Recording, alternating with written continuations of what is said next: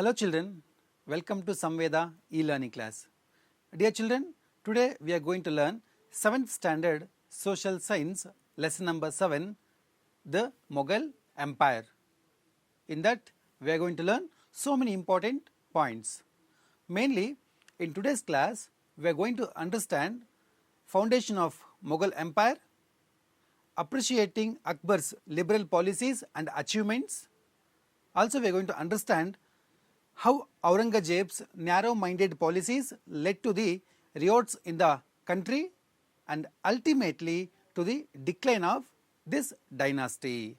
And finally, we are going to understand and appreciate how the Mughal emperors enriched the fields of literature and art. Children, are you ready to learn one by one about all these? Yes, let's learn. Dear children, look at this image. He is Babur. Babur was the founder of Mughal dynasty. Dear children, Babur was the founder of this dynasty. Before he was coming to India and captured those areas, he was ruling from a place called Afghanistan. Also it was called as Kabul. Today it is in Afghanistan country. When he was ruling from Afghanistan, he came to know about India's richness and India's prosperous wealth. Then he wanted to capture India and he was very eager to loot wealth of India. Also with that he wanted to establish his rule in India.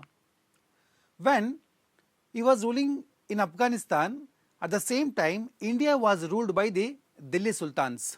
It means Delhi Sultan kings ruling India.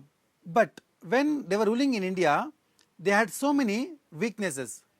Understanding their weaknesses and taking advantage of those weaknesses, he invaded India. It means Babur invaded India and entered their region. When he came to India, it means at the border of India, he had to face the fight against Rajputs. Finally, Rajputs gave a strong fight against Babur. But Babur, using his powerful weapons, forced the opposing armies to retreat. It means he finally got success in these battles. After the battles, he captured, it means conquered Delhi and Agra. Also with those areas, he captured surrounding areas of Delhi and Agra. Then he established a new kingdom in Delhi. After a few days, he died. After his death, his son Humayun ascended the throne. It means his son Humayun came to throne. Dear children, when Humayun came to throne, he had to face so many internal and external problems. Finally, he managed to overcome from those problems. It means he defeated internal and external enemies at the beginning. He got success. After a few years, he had to face defeat by a person or chieftains called Sher Shah Suri. It means Sher Shah Suri defeated Humayun. After Humayun defeated by the Sher Shah Suri, he lost his kingdom. After he lost his kingdom, he fled to Persia and he stayed in Persia for 15 years. After 15 years, when there was decline of Afghan rule in India, when it was very weak, Humayun again came from Persia and invaded India. Again he conquered Delhi. After he came to throne, he took so many important decisions. He built so many monuments. However, Humayun died within a short period. After his death, his son Akbar came to throne. When he came to throne, he had so many important aspirations. He was always aspired to build a vast empire in India. With this intention, he tried to pursue the mighty Rajput king's support. As he planned, so many kings supported him. Some among them joined hands with Akbar to expand his region. Mainly, Rana Pratapa Simha, a king of Mewad, opposed Akbar very strongly and he declared so many wars against him. Rana Pratap Singh was a brave and proud warrior. So he declared war against Akbar. Finally, there was a battle between Rana Pratapa Simha and Akbar in a place called Haladi Ghat in Rajasthan. So it is called Haladi Ghat battle. In this battle, Rana was defeated by the Akbar. In this way, Akbar captured so many areas. Dear children, even though Rana Pratap Simha was defeated in this battle, he did not bow down to Akbar. That shows how courageous he was. Thereafter, Akbar engaged himself in military activities. Mainly, he laid a strong foundation for the military campaigns for many years. As a result, he conquered Gujarat, Bengal, Kashmir, Kabul and other areas and built a vast empire in India. Dear children, Akbar is very important king in Indian history. So, he gave so many contributions to the Indian history. Now also we can see all those in India. Let's learn about some important achievements of Akbar. First, administration. Akbar was a great administrator. Also, he was a broad-minded ruler. It means he was thinking very broad. He possessed many qualities needed for a great king. Dear children, after he came to throne, he realized that in order to capture so many areas and extend his vast empire, he needed support and trust of his Hindu subjects. So, he appointed so many Hindus in high post in his court. Dear children, as you know all, there were so many Hindu kings, Hindu people in his empire. There was a personal tax only on Hindus which was called jizya tax. But after Akbar came to throne, he withdrew this jizya tax which was laid only on Hindus. Also, he withdrew another tax imposed at pilgrimage centers. Dear children, Akbar introduced so many important policies. Among those, the most important policy was land revenue policy, which was very famous in Indian history. Mainly, one great minister, mainly to frame this policy, the most important revenue minister who helped Akbar a lot was Raja Todaramal. He was a Hindu and played very important role in the rule of Akbar. Now let's talk about religious policies. Akbar was tolerant of all other religions. For all religions, he constructed a prayer hall called Ibadat Khana in a place called Fatehpur Sikri. Dear children, Fatehpur Sikri was built by Akbar. It was a new capital. In this Ibadat Khana, there were discussions held regarding religious matters. In this Ibadat Khana, so many different religious leaders gathering and discussing about the various religious matters. He invited Hindu, Jain, Buddhist, Parsi and Christian leaders to discuss their views on religious issues. As a result of such decisions, he evolved a new sect called Deen-e-Ilahi. It means Deen-e-Ilahi was a new sect introduced by the Akbar, which was incorporated some of the best principles of different religions of the world. However, it attracted only a few people. Now let's talk about the patronage to arts. Dear children, Akbar gave importance to literature and art. In his court, there were so many poets, mainly Faizi, Abdul Fazl and Birbal were the most important poets who were in the court of Akbar. Tansen was in the court of Akbar. Dear children, you have to get so many information about these poets and singer. Dear children, Akbar's contribution to architecture and painting are also very remarkable. Now also we can see his paintings in Delhi's so many important monuments. Dear children, after death of Akbar, his son Jahangir came to throne. He also brought so many policies and extended Mughal empire.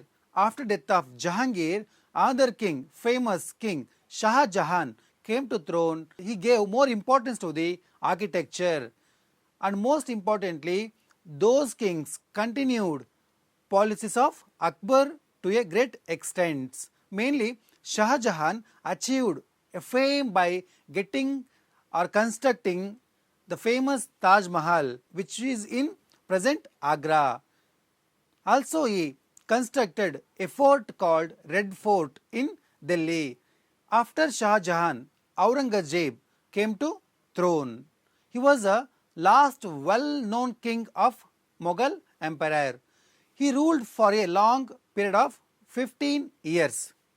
During his period, the empire expanded in all four directions. It means north, east, west, south. In all directions, empire was expanded. But at the end of it, declined. But after death of Aurangzeb, Mughal empire started to decline and finally declined very rapidly. Now let's talk about the religious policies of Aurangzeb. Aurangzeb was an orthodox Muslim. He stayed away from drinking wine, gambling, entertainment and music because these were the most important rules of Muslim religion. He was leading a simple life. Aurangzeb gave up the liberal policies of Akbar. He reimposed a tax called Jizya tax on Hindus. But this led to so many political rebellions. Mainly, Sikhs and Rajputs strongly opposed Aurangzeb in North India in different matters. Shivaji, who was ruling from Maharashtra, rose in revolt in Deccan. These revolts continued for a long time. As a result, Aurangzeb lost lot of wealth and a large part of his enemy. Also, worst of all these, Mughal empire lost its prestige. After decline of Mughal empire, so many provinces became independent. The Deccan Wars sapped Aurangzeb's economic power as well as military strengths. By all these matters, the economic condition of Aurangzeb's court completely exhausted. After a few years, Aurangzeb died in Deccan. With his death, the Mughal empire was greatly weakened. Now let's learn about cultural contributions of Mughal empire. Dear children, Mughal rulers had almost all the powers, mainly civil and military powers they had.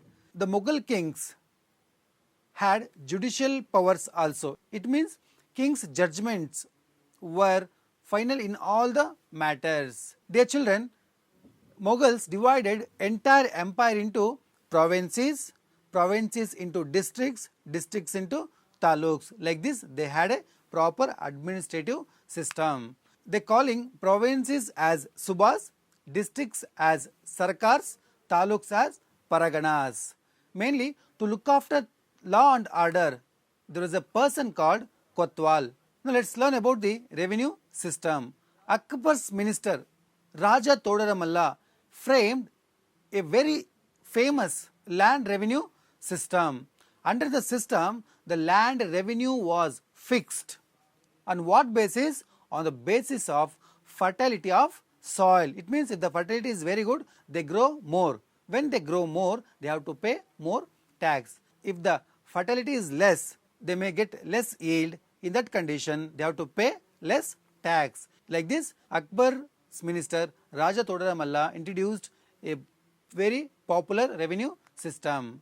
Now let's talk about literature. Mughals patronized Persian literature in a special way. In the different kings of Mughals, there were so many historians, mainly Abdul Fazl, Nizam-ud-Din and Badauni were famous historians who were in the court of Akbar.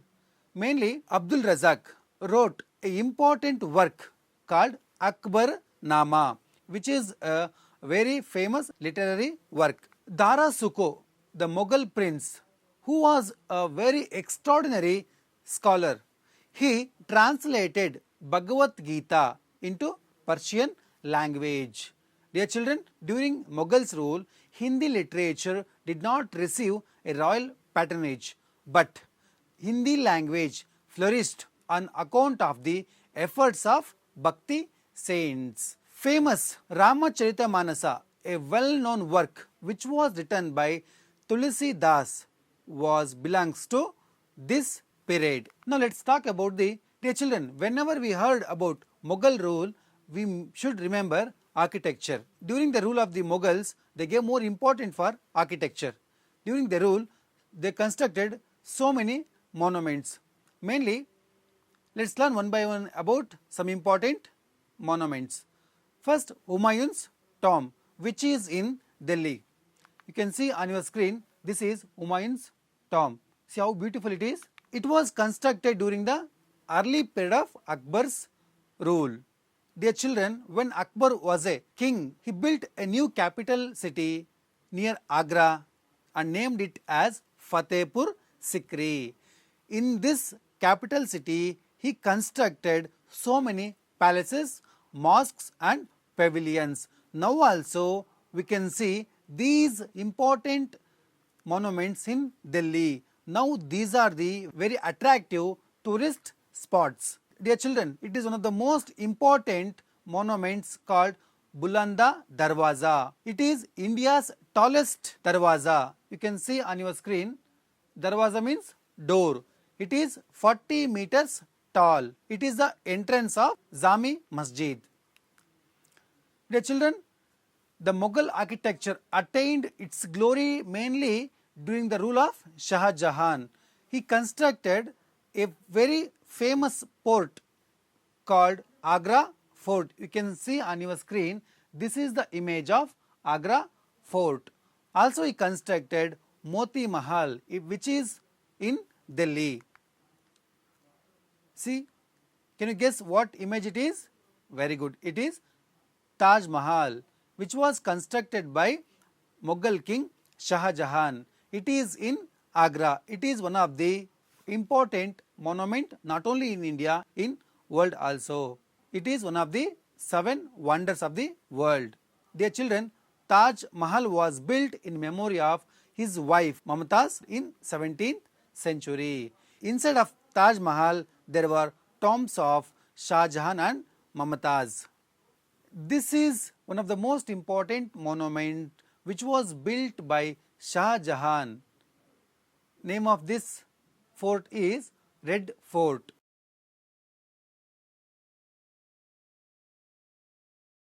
Dear children, get more information about Red Fort.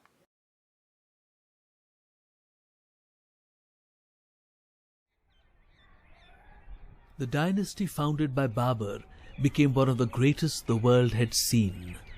They ruled a vast empire whose fame spread throughout the world.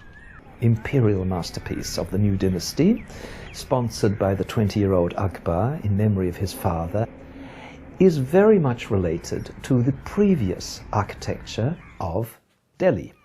Then we look at the design of the tomb itself, these earlier systems which were already well entrenched in India, like the little domed chhatris, the different coloured stonework, and we place all of those around a central dome which is in white marble, an Indian material, not a Middle Eastern material, but the dome is bulbous. It has this sort of shape and it's a double dome. And it's something which was brought into India from the Timurid tradition of Uzbekistan.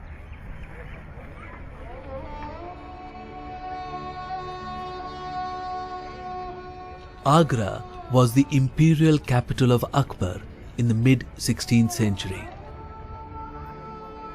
The fort here was one of the most powerful of North India since early times. In 1565, Emperor Akbar ordered the reconstruction of this fort. The fort has palaces of Emperor Akbar, Jahangir and Shah Jahan. The most prominent amongst all the structures are the white marble buildings of Shah Jahan. In 1571, Emperor Akbar decided to build a new capital city. A magnificent city was built at a site not very far from the previous capital at Agra. It was called Fatehpur Sikri.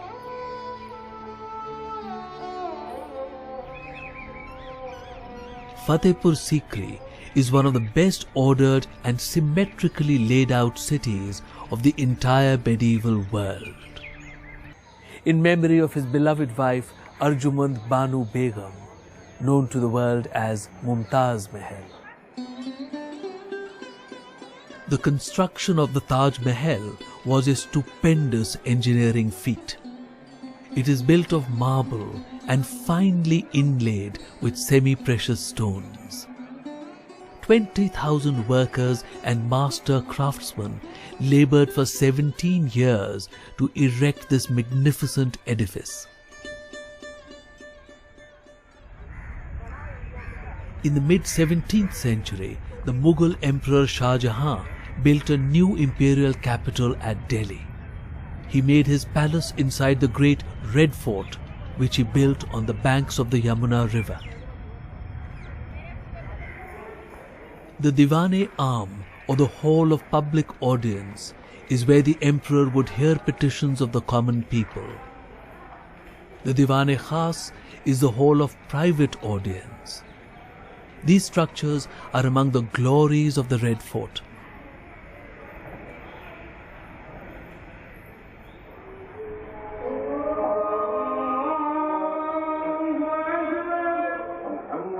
India has a vast living heritage of Islamic architecture.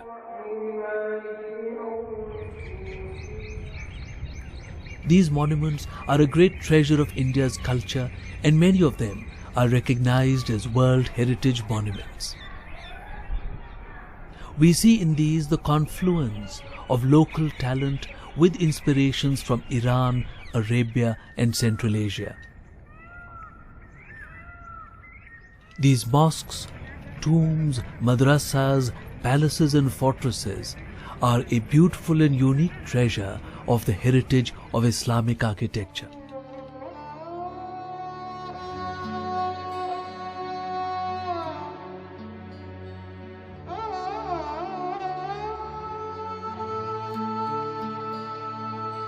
Now let's talk about the paintings. A new school of painting emerged or opened during the period of Mughals. There were more than 100 artists in Akbar's court. The art of painting reached its peak mainly during the rule of Jahangir. It means he gave more importance, it means patronage to the painting. Aurangzeb, who was orthodox in outlook, but when Aurangzeb came to throne, who was very orthodox, he did not give more importance or encouragement to the paintings. Now music. Music received a special patronage during the Akbar's rule. There were so many musicians in his court. He divided all the musicians into 7 groups. Each day a particular group giving a musical program in different parts of the empire. Dear children, it is an image of a great musician called Tansen. Tansen was a most important and remarkable musician who was in the court of Akbar. Jahangir and Shah Jahan also extended their patronage to music, but Aurangzeb banned music in Mughal Empire. However, music played a very important role and it reached hearts of the people. The children, after Mughals ruled for so many years, due to some reasons, it started to decline. Finally, after rule of some important kings, it declined very rapidly. Let's learn which are the important reasons for the decline of Mughal Empire. The first point is the chieftains became corrupt. The second point is intense fighting took place among some kings for the throne. Third point is provincial governors took advantage of the situation and declared themselves as independent rulers. This also led to the decline of the Mughal Empire. And next point is Aurangzeb's desire to convert India into an Muslim state met with the opposition everywhere in India. The next point is the prolonged warfare with the Sikhs, the Rajputs and the Marathas fully exhausted the resource of the empire. After a few years, Nadir Shah invaded India, also raided Delhi. In the meanwhile, Nadir Shah was a Persian invader. When he came to know about India's wealth, he looted the wealth of India over a period of 2 centuries. Mainly, he carried away the world famous Kohinoor diamond, also the peacock throne of Shah Jahan. Because of all reasons, the treasure of Mughals became empty. Dear children, in today's class, we have learnt so many important points. We learnt about the foundation of Mughal Empire. Also, we understood Akbar's liberal policies and appreciated those works and his achievements. Also, we understood how Aurangzeb's narrow-minded policies led to the riots in the country and ultimately decline of the Mughal Empire. Like this, we have learnt so many important points. It is time to write the homework. Dear children, some questions are displayed on your screen. Please write down the questions and answer for those and show it to your teachers.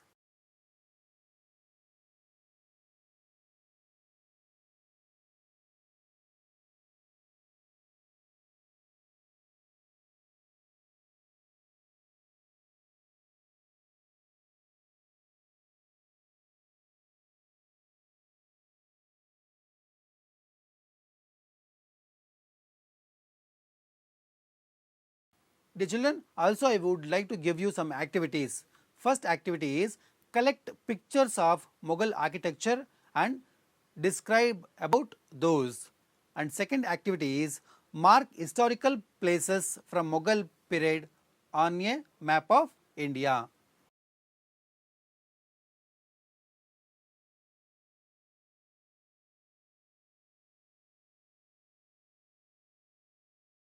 Dear children, today we have learnt so many important points. I am Sandeep Kumar PL standing before you. Thank you.